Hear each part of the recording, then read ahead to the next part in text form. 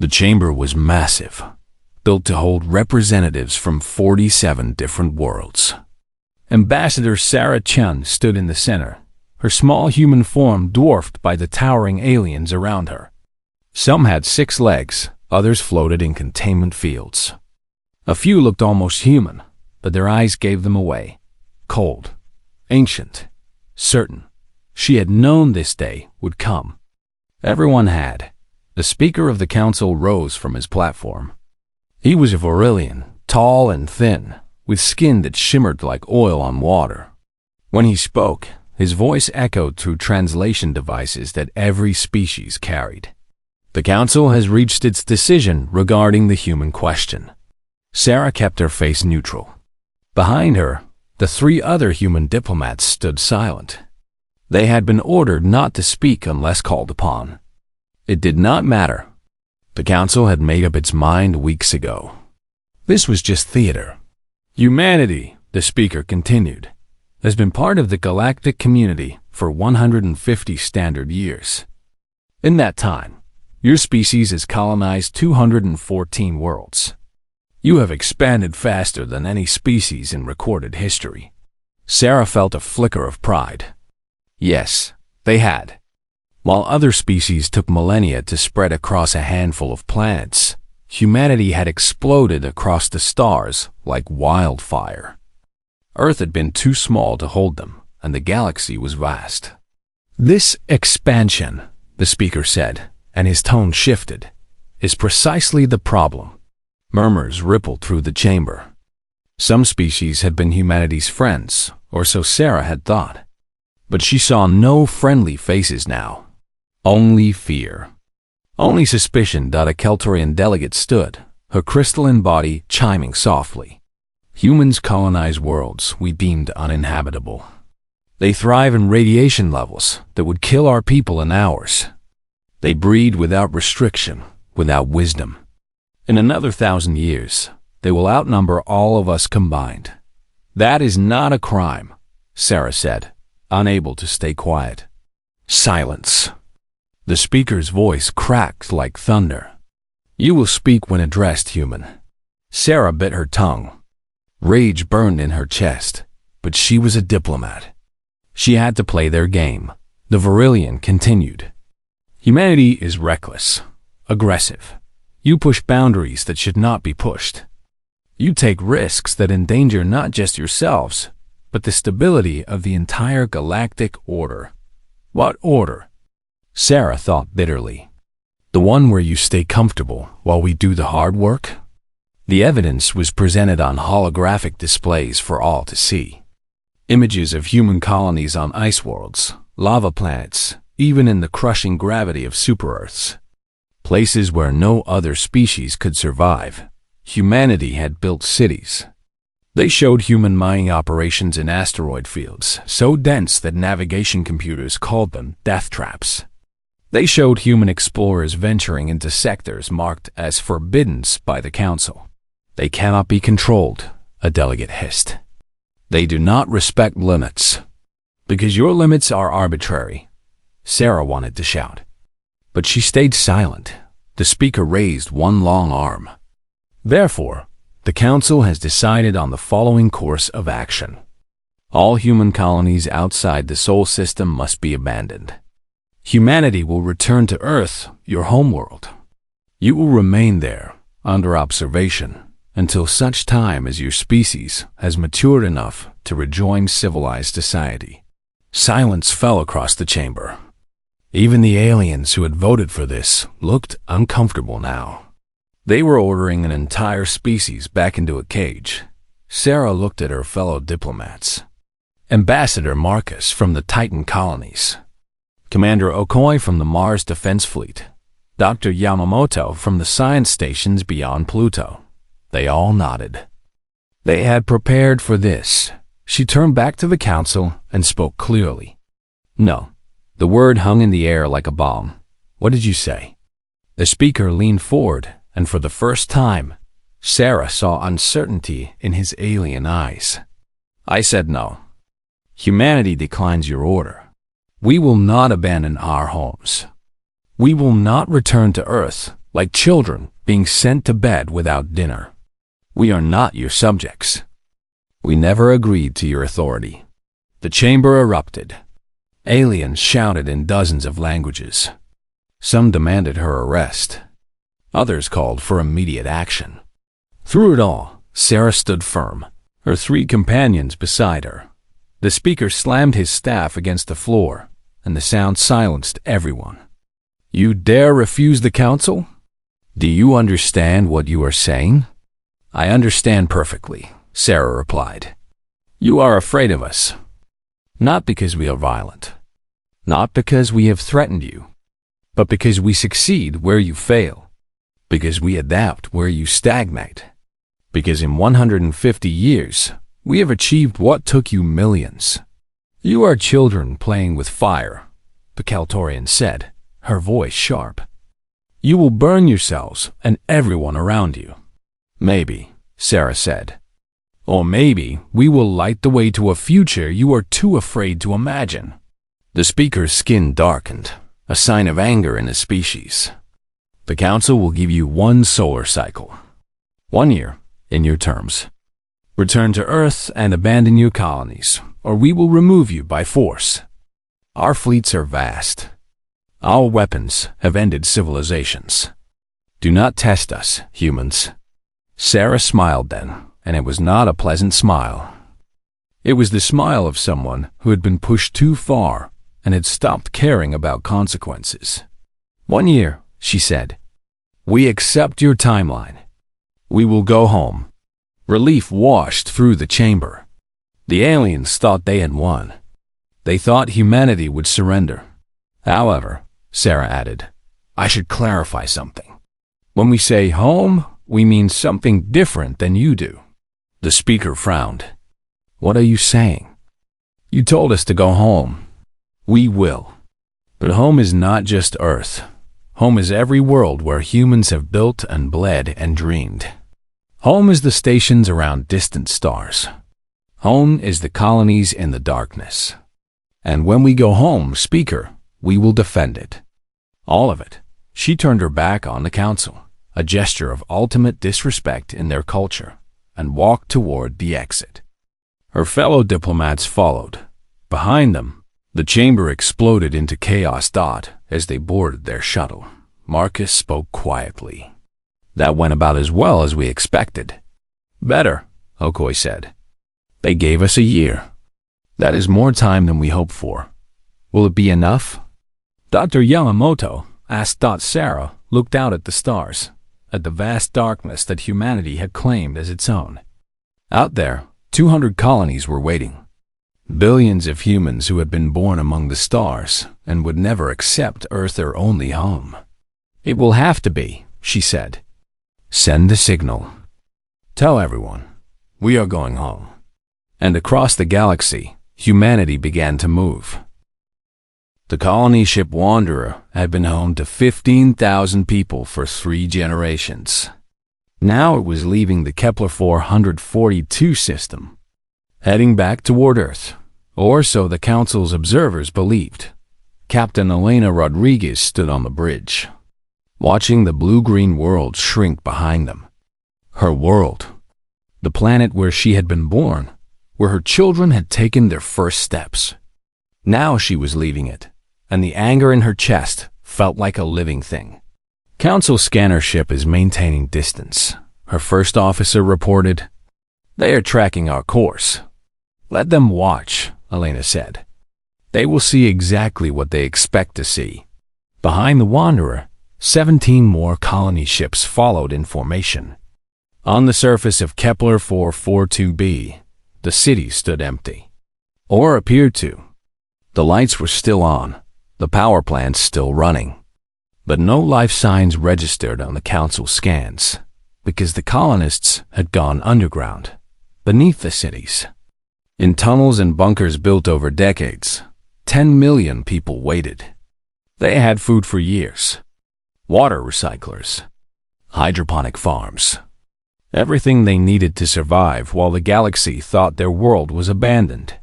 Elena smiled grimly. The council thought humans would simply give up everything they had built. They did not understand. Humans never gave up. Across the galaxy, the same scene repeated itself. From the ice colonies of Barnard's Star to the orbital habitats of Proxima Centauri, colony ships departed. Council observers marked each departure, satisfied that humanity was finally obeying.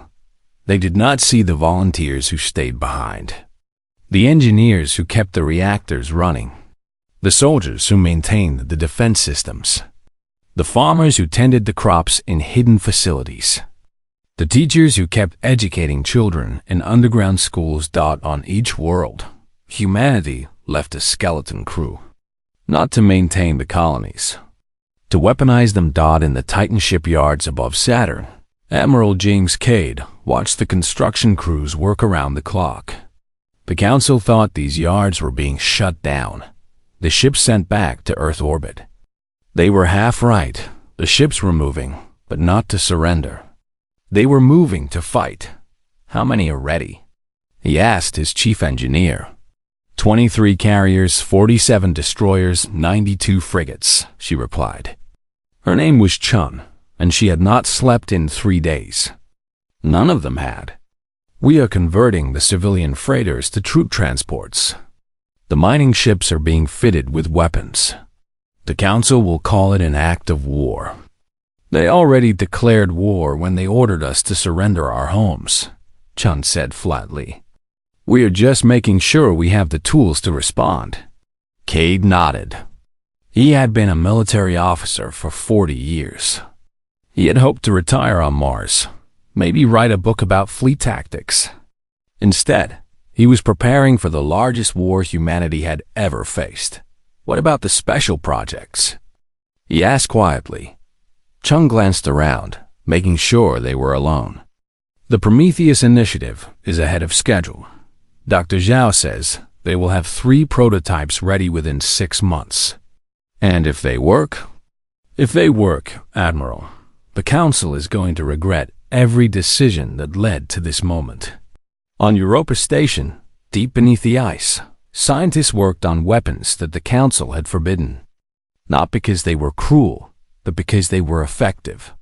Humanity had agreed to certain technological restrictions when they joined the galactic community.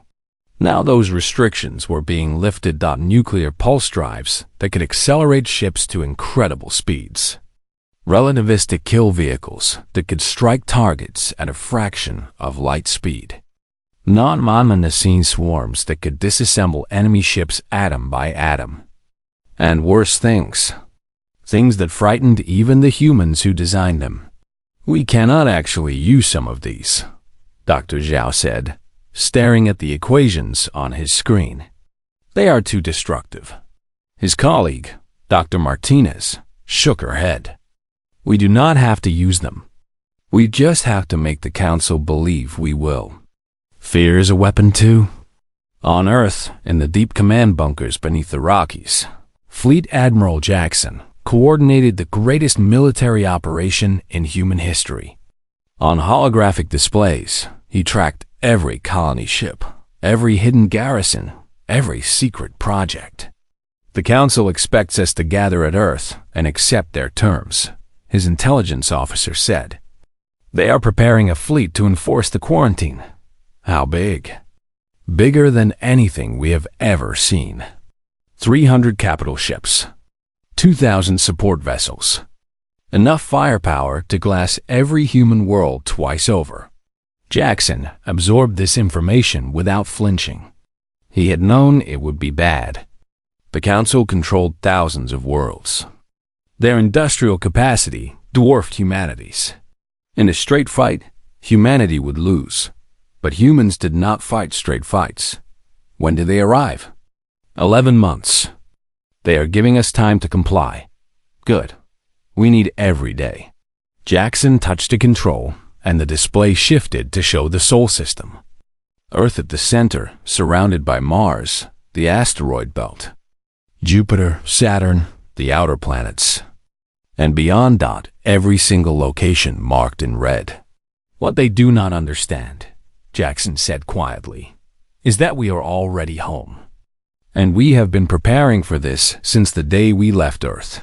Every human world, every station, every ship, all designed with one purpose: to be defended." His officers stared at the display. The Sol system was not just humanity's birthplace. It was a fortress. Centuries of mining the asteroids, building stations, establishing outposts on every moon and planetoid. All of it, from the beginning, had been done with defense in mind, because humans remembered their history. They remembered being confined to one planet, with no escape from disaster. They remembered nuclear weapons hanging over their heads, extinction one mistake away. Never again, they had sworn. Never again would humanity put all its eggs in one basket. So they had spread. And as they spread, they built. Not just colonies.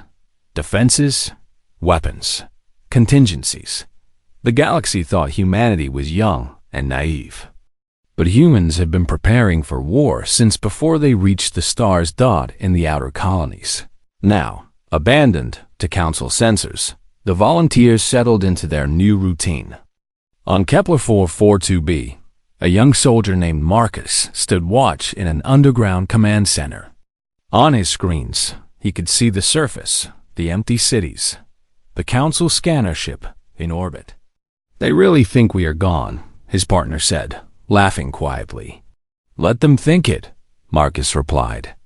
"When we light up these defense systems, it will be the last surprise they expect." Above them, hidden beneath buildings and parks and monuments, weapon platforms waited. Railguns that could punch through starship armor. Missile silos filled with fusion warheads. Energy weapons powered by the planet's core. All of it disguised, all of it waiting. Multiply that by 200 colonies, and the picture became clear. The Council had made a mistake. They thought sending humans home would end the problem. They did not understand what home meant to humanity. Home was not a place. Home was an idea. Home was anywhere humans chose to stand and say, "Here, we stay." And now, across 200 worlds, across 1,000 stations, across the vast darkness of space, humanity was coming home, not to surrender, to defend. The Council had given them 1 year. They thought it was a countdown to submission, it was a countdown to war, and humanity was ready. The Council fleet arrived at the edge of the Sol system exactly 1 year after the ultimatum. 300 massive warships, each one a kilometer long, their hulls gleaming with the power of civilizations that had mastered the stars for millions of years. Behind them, support vessels numbered in the thousands. It was a force that had never been defeated. Fleet Commander Zorath of the Varillian Empire stood on his bridge and stared at the primitive system ahead. One small yellow star, 8 major planets, countless asteroids and debris. And somewhere in that mess, hiding on their tiny blue world, the humans waited. "Scan for human ships," he ordered. His sensor officer worked for several minutes, then looked up in confusion. "Commander, I am detecting thousands of contacts." "Thousands?" Zorath's skin rippled with surprise. "That is impossible. Humans have maybe 200 military vessels." "Sir, these are not just military vessels. I am reading civilian ships, cargo haulers, mining platforms, even what appears to be retrofitted passenger liners. They are everywhere. Around Earth, Mars, the asteroid belt, the outer planets." Zorath studied the display. The sensor officer was right. The Sol system was not empty. It was full. Ships clustered around every planet, every moon, every significant orbital point. And they were not running. They were holding position. "Open a channel to Earth," he commanded. The communication took several seconds to establish. When the human face appeared on his screen, it was not Ambassador Chun. It was a military officer. A woman with steel gray hair and cold eyes. "I am Fleet Admiral Sarah Jackson of the United Earth Defense Force," she said. "State your business in human space." Zorath felt a flicker of annoyance. Your space? Human, this system belongs to Earth. The Council has come to ensure you have complied with our order. All human colonies must be abandoned. All humans must return to Earth. Have you complied? Jackson smiled, and it was not a friendly expression. Yes, Commander. We have gone home. As you can see, we are home. Then why do I detect military vessels throughout this system? Because home is not just a planet. Home is the entire Sol system. Every station, every ship, every rock where humans have built something. This is our home, and we are not leaving it. Zorath understood then. The humans had tricked them. When they agreed to go home, they meant something entirely different than the Council intended. That is not acceptable, he said, his voice hardening. The order was clear. Humans must restrict themselves to Earth itself. This system must be cleared. No. The single word hung between them. If you do not comply, Zorath said slowly, we will enforce compliance. The fleet you see before you can destroy every installation in this system. Surrender now, or face the consequences. Jackson leaned forward. Commander, I want you to understand something. You are looking at our home. Humans do not surrender their homes. We defend them, with everything we have, to the last person. So I suggest you turn your fleet around and go back to the Council. Tell them we have complied with their order. We are home, and that is where we are staying. Zorath cut the transmission. He turned to his tactical officer. Show them our power. Destroy one of their outer stations. Something small. A mining platform in the asteroid belt. Make them understand what they face. 3 of his destroyers broke formation, accelerating toward the belt. On the tactical display, Zorath watched them approach a human platform. It was small, probably housed no more than 100 humans.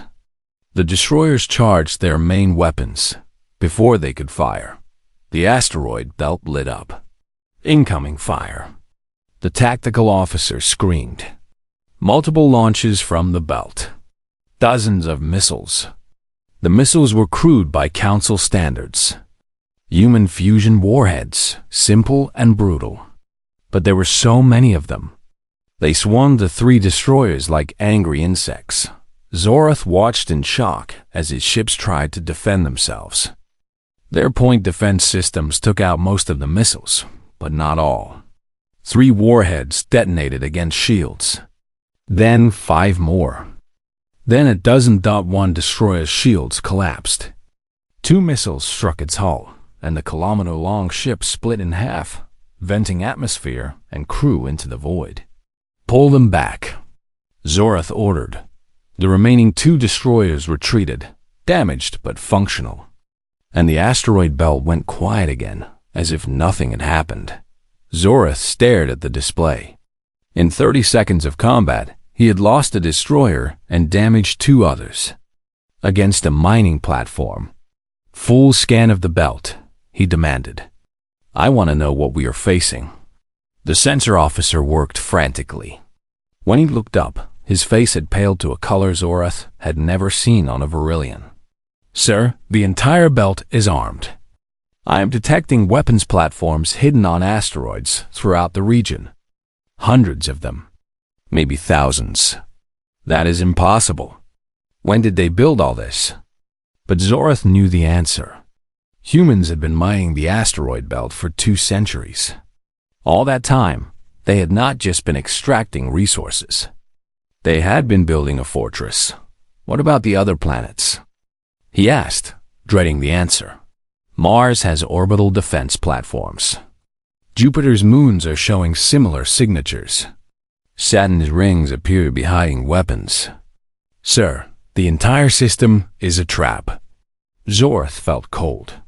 He commanded the largest fleet the Council had assembled in 1,000 years, and he was looking at a system that could defend itself against them. Not easily, not without losses, but it could fight. Open channels to all human installations, he said. Tell them we will give them one more chance to surrender. No need, Commander, a new voice said. Admiral Jackson's face appeared on every screen in the fleet. Somehow, the humans had hacked their communications. You came here expecting to find us cowering on Earth, she said. You expected us to beg for mercy, to negotiate for our lives. But we are not begging. We are telling you, leave. This is our home.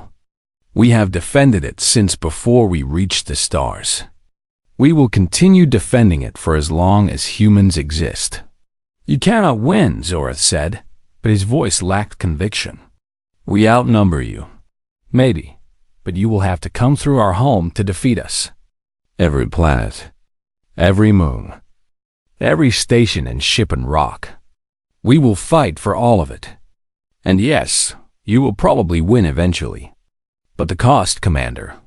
Think about the cost. On the tactical display, new contacts appeared. Ships emerging from behind planets, from asteroid shadows, from the darkness of deep space. Not thousands, tens of thousands. Every civilian ship in the system had been armed. Every platform weaponized. Every possible point of defense activated. We spent 200 years preparing for this, Jackson said. 200 years mining, building, planning. This system is not just our home. It is our fortress, our castle, our final stand. You want to take it from us? Come ahead. But understand, we will make you pay for every meter. Every ship you lose, every soldier who dies, it will be because you tried to take our home from us. Zorath looked at his fleet. He looked at the Sol system, bristling with weapons, filled with humans who would not surrender. He thought about the casualties. The cost. What do you want? He asked finally. Recognition, Jackson said. Acknowledgement that we have the right to exist. That we have the right to our homes, all of them, not just Earth. Respect, Commander. We want respect. The Council will never agree. Then we will teach them respect the hard way. But that is your choice. You can turn around and go back to the Council with our terms. Or you can attack, and we will show you what humans do when you threaten their homes. Zorath stood silent for a long moment. Then he cut the transmission. Sir? His tactical officer asked. Your orders? Zorath looked at the display one last time. At the human ships. At the armed asteroids. At Earth, tiny and blue and defended by everything humanity could build. Hold position, he said. And contact the Council. Tell them we need to talk. The Council rejected Commander Zorath's recommendation for negotiation. Instead, they sent reinforcements. The war began 3 days later. The first major battle took place near Mars. The Council fleet, now numbering 500 ships, attempted to establish a blockade around the Red Planet. They wanted to cut off Earth's largest colony, to show humanity that resistance was futile. Admiral Jackson watched from her command center deep beneath the Rocky Mountains. On her screens, the Council ships moved into formation, their weapons powered up, their shields at maximum. Let them come, she said quietly. Mars has been ready for this since the first settlement. The Council ships opened fire first, targeting the orbital defense platforms around Mars. Energy beams and missiles streaked across the void. Many platforms were destroyed in the opening minutes, their crews dying without ever seeing the enemy. But the humans had built redundancy into everything. For every platform destroyed, 2 more emerged from hiding. From the shadows of Mars moons Phobos and Deimos, from the red sand of the planet itself, humanity struck back. The battle lasted 18 hours. When it ended, the Council fleet had pushed the human defenders back, but the cost was staggering. 73 Council ships destroyed or damaged beyond repair. And Mars was still in human hands, bloodied but unbroken. On the Virillian flagship, Commander Zorath reviewed the casualty reports and felt sick. In one battle, he had lost more ships than his civilization had lost in the last 1,000 years. And there were dozens more human positions to take. "Sir," his communication officer said, "we are receiving a transmission from the human colonies. It is broadcasting on all frequencies. Play it." The message was simple, recorded by a young human soldier standing in the ruins of a destroyed orbital platform. Behind her, fires burned in the vacuum, and bodies drifted in the darkness. "To the Council fleet," she said, her voice steady despite the devastation around her. "You killed 3,000 people here today. 3,000 sons and daughters, mothers and fathers, friends and lovers. You think this will make us surrender? You are wrong. Every person you kill only makes us more determined. This is our home. We will defend it. All of it. Until the last human draws their last breath." The transmission ended.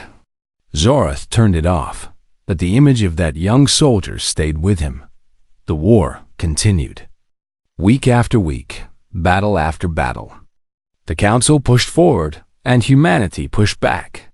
Neither side could gain a decisive advantage in the asteroid belt. The fighting was brutal. The Council sent ships in waves, trying to clear the weapons platforms. But the humans had turned thousands of asteroids into fortresses. Each one had to be found, targeted, destroyed. And the humans made them pay for every single rock. Lieutenant Chun died defending Platform Athena, an asteroid base that housed 1,500 people. She was 23 years old. She detonated the reactor as Council ships closed in, taking 2 destroyers with her. Captain Okafor died at Jupiter, leading a squadron of fighters against a Council carrier group. His last transmission was simple: for Earth, for all our homes. Dr. Sarah Martinez died on Titan when a Council orbital bombardment struck the research station where she worked. She had been developing new shield technology. Her work would save thousands of lives in the battles to come. The Council lost people too. Commander Zereth of the Keltorian fleet died when a human missile breached his ship's armor. He was 700 years old and had served his people with honor. Ambassador Turval of the Yithian Confederation died negotiating a ceasefire that both sides rejected. She had opposed the war from the beginning. 6 months into the conflict, both sides were exhausted. The Council had lost nearly half its fleet. Humanity had lost 60% of its military vessels and dozens of civilian installations. Millions were dead on both sides, but neither would surrender. Admiral Jackson knew humanity was losing. Slowly, painfully, but losing. The Council had more ships, more resources, more time. Eventually, they would overwhelm Earth's defenses. But humanity had one more card to play. "Contact Dr. Zhao on Europa," she ordered. "Tell him to activate the Prometheus Initiative." Her second-in-command looked at her in shock. "Admiral, we do not even know if it will work." "And if it does, we change everything," Jackson said grimly. "And if it does not, we lose anyway. Make the call." Deep beneath Europa's ice, Dr. Zhao received the order. He looked at his team, saw the fear and determination in their eyes. "Power up the prototype," he said. The Prometheus device was humanity's most desperate weapon. It bent physics in ways that should not be possible, using theories that the Council had banned as too dangerous. If it worked, it would create a localized gravitational anomaly that could tear apart any ship within 10,000 kilometers. If it failed, it would tear apart Europa. They activated it during the Battle of Jupiter. The Council fleet had pushed past the outer moons and was closing on the gas giant itself, where the last major human shipyards orbited. Admiral Jackson had gathered every remaining ship, every functioning weapon, every soldier who could still fight. It looked like humanity's last stand. Then, Europa lit up. The Prometheus device activated, and space itself screamed. Reality warped, twisted, folded in on itself. The council ships closest to the moon simply ceased to exist, torn apart by gravitational forces that should not exist in normal space. The shock waves spread outward, disrupting sensors, disabling weapons, sending ships tumbling out of control. For 5 minutes, the entire battlefield was chaos. When it ended, 47 council ships were gone. Just gone. And Europa Station was silent. Jackson felt tears on her face. She knew what that silence meant. Dr. Zhao and his entire team, dead. 8,000 people who lived and worked on Europa, dead.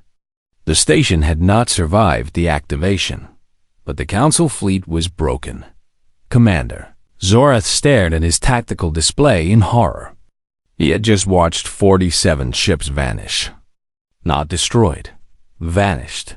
And that human station had sacrificed itself to do it. What was that? His tactical officer whispered. A warning, Zorath said quietly. They just told us they have weapons we cannot defend against. Weapons they are willing to use, even if it costs them everything. He opened a channel to the council homeworld. I need to speak to the High Assembly, now. For the first time, real fear showed on the faces of the council members. They had assumed their technological superiority would guarantee victory.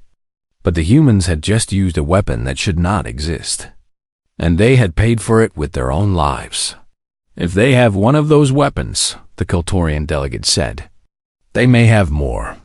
We do not. Admiral Jackson lied in a broadcast to both fleets. That was our only Prometheus device. But we will build more. And next time, we will not hesitate. You want this war? Then let us finish it. Let us see who blinks first when we are all staring into the abyss. On colony ships scattered across human space, hidden crews emerged from their hiding places. The abandoned colonies lit up, revealing they had never been empty. Hundreds of worlds, all broadcasting the same message. We are still here. We never left. And we are ready to fight. The council realized then that they had been deceived from the beginning. The humans had never intended to surrender their colonies. They had hidden their populations, prepared their defenses, and waited. And now, with the Sol system holding and colonies across the galaxy revealing themselves, the council faced a choice. Continue a war that could cost millions more lives on both sides, or find another way. Commander Zorath broadcast a message on all frequencies. Cease fire. All council ships, cease fire. We need to talk. The peace talks took place aboard a neutral station at the edge of council space. Both sides were exhausted, bloodied, and desperate for an end to the killing. But neither was willing to admit defeat. Admiral Jackson led the human delegation. Across the table sat Commander Zorath and representatives from the council's most powerful species. The room was tense, filled with barely controlled anger and grief. You used a forbidden weapon, the Kaltorian delegate began, her crystalline form chiming with agitation. The gravitational technology you deployed at Jupiter violates every treaty in galactic law. We never signed those treaties, Jackson replied calmly. You forced us to join the galactic community under your rules. Rules we never agreed to. Then you tried to take our homes from us. What did you expect? Compliance. The Virilian speaker slammed his hand on the table. Respect for the order that has kept this galaxy stable for millions of years.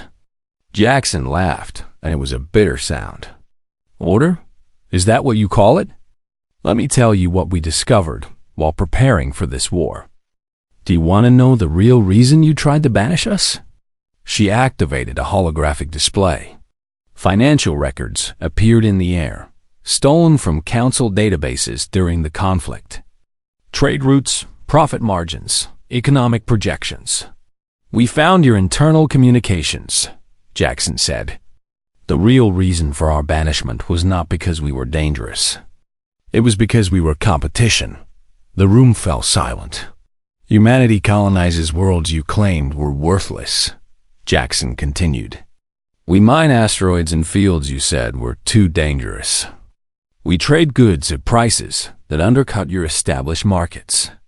In 150 years, human trade represents 17% of the galactic economy, and growing.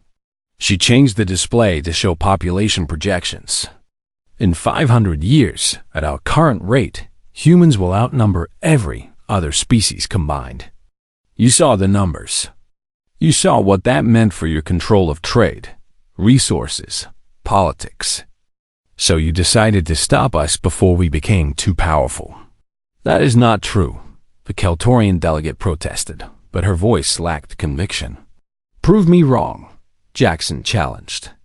Show me evidence that you genuinely believed we were a threat to galactic stability. Show me anything that justifies trying to force billions of people to abandon their homes. Zorath spoke for the first time, his voice heavy with fatigue. Perhaps we were afraid. Humanity is different. You take risks we would never take. You adapt to environments that kill our people. You breed without restriction. In 1,000,000 years, what will you become? We will become whatever we choose to become, Jackson said. Just like every other species. But you do not get to decide that for us. You do not get to cage us out of fear. A new voice entered the conversation. A transmission from deep space, from one of the abandoned human colonies. It was Ambassador Sarah Chun, who had been missing since the war began. I have something the council needs to see, she said. The display changed again, showing footage from various human colonies. But not war footage. Daily life. Children playing in parks under alien suns. Farmers tending crops in underground hydroponic farms. Scientists conducting research. Artists creating beauty in the darkness between stars. This is what you tried to destroy, Chun said. Not soldiers. Not weapons. Lives. Families. Dreams. People who just wanted a chance to build something new. She appeared on screen, standing in a city plaza on Kepler 442b. Behind her, colonists emerged from their underground shelters, blinking in the sunlight after months of hiding. You thought we abandoned these worlds, she said, but we could never abandon them. This is where we were born, where we live, where we love. How could we leave? The council delegates watched in silence as the footage continued. Human colonies across the galaxy, all revealing that they had never been empty. Millions of people who had hidden, waited, hoped that the war would end before they had to fight. We fooled you, Chun admitted. We made you think we were weaker than we are. Made you think we would surrender if you pushed hard enough. But that was our final plea. Go home, we said. Go back to your worlds and leave us to ours. You did not listen. Zorath felt something crack inside him. They had killed thousands of people fighting for colonies that had millions still hiding in them. If the war had continued, if they had tried to bombard those worlds, how many? He asked quietly. How many people are still out there? All of them, Jackson said. We evacuated non-combatants from the most vulnerable positions, but we never abandoned a single colony. Every world you thought was empty is full of humans who are ready to defend their homes. The Keltorian delegate made a sound like breaking glass. You would have let us kill them all rather than surrender? We would have made you kill us all, Jackson corrected. And along the way, we would have killed enough of you that the galaxy would remember. Would remember that humans do not surrender their homes. Ever. The Speaker of the Council leaned back in his chair, looking suddenly very old. What do you want from us? Recognition, Jackson said. Acknowledge our right to exist as an independent species. Acknowledge our claim to every world where humans have settled. Let us keep our homes, and we will let this war end. You are asking us to accept that humanity can ignore a galactic law, the Keltorian delegate said. To let you use forbidden technologies. To let you expand without limit. We are asking you to treat us as equals, Jackson replied. Not subjects. Not children to be controlled. Equals. Partners, if you are willing. But if not, then at least give us the respect of staying out of our way. Zorath stood up. I have fought this war. I have lost ships and crew and friends. I have seen what humans are capable of when defending their homes. And I will tell you all now, we cannot defeat them. Not without destroying ourselves in the process. That is surrender, the speaker protested. No, Zorath said. It is wisdom. Humanity will expand whether we allow it or not. They will colonize every world they can reach. They will build and grow and become something we cannot predict. We can fight them every step of the way and bleed ourselves to death. Or we can accept reality and learn to live with them. The debate continued for hours, days, but eventually, exhaustion and pragmatism won. The treaty was signed 3 weeks later. Humanity would be granted full membership in the Galactic Council, with all rights and responsibilities. All human colonies would be recognized as legitimate. In exchange, humanity would agree to certain technological restrictions, but only the ones they chose to accept. Negotiated as equals, Admiral Jackson stood before the Council one last time. But this time she stood as an equal among equals. You told us to go home, she said. We did. We went to every home humanity has ever built. And we defended them. You thought go home meant retreat into a cage. But for humans, home is not a place we go to hide. It is a place we stand and fight. A foundation we build upon. She looked around the chamber, meeting the eyes of representatives from 47 worlds. Humanity is home now. All of us. On Earth, on Mars, on 200 colony worlds. And from these homes, we will continue to reach for the stars. Whether you fear us or welcome us, whether you help us or hinder us, we will go on. Because that is what humans do. We go on. The speaker nodded slowly. Then go on, humans. Build your homes among the stars. But remember this war. Remember what it cost. And try, if you can, to be worthy of the freedom you fought for. Jackson smiled. We will try. That is all any of us can do. As she left the chamber, she thought of all the people who had died. The soldiers who fought in the black between planets. The scientists who gave their lives to create terrible weapons. The civilians who hid in darkness, hoping for a future. They had bought humanity freedom with their blood. Now it was the job of the living to make that sacrifice mean something. Outside, the stars waited. Infinite and full of possibility. Home to humanity now and forever. The war was over. But the story of humanity among the stars was just beginning.